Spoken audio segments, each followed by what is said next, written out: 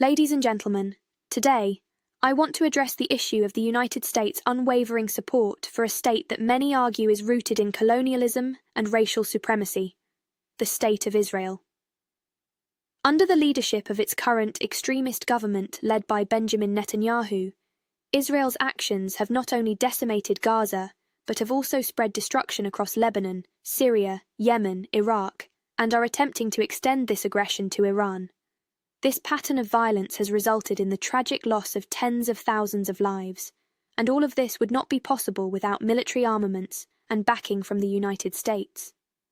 The relationship between the US and Israel has compromised justice and human rights as it continues to arm a nation implementing extreme forms of racism and ethnic cleansing against the Palestinian people. The ongoing massacres in Gaza, the expansion of settlements, the displacement of families, and the relentless violence faced by Palestinians tell a harrowing story of dispossession and suffering. The US provides Israel with billions in military aid, $8.7 billion just last month, fueling Netanyahu's out-of-control military machine that perpetuates this cycle of violence and oppression. How can we reconcile this with our identity as a nation that claims to uphold justice? Israel's military actions are destabilising the entire region, and the US has played an essential role in this by prioritising the political survival of Netanyahu's government over the welfare of everyone, including its own citizens.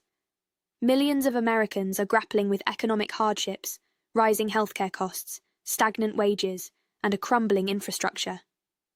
Instead of addressing these critical issues, the US government allocates vast resources to sustain foreign military engagements and alliances that, quite frankly, do not serve the interests of the American people.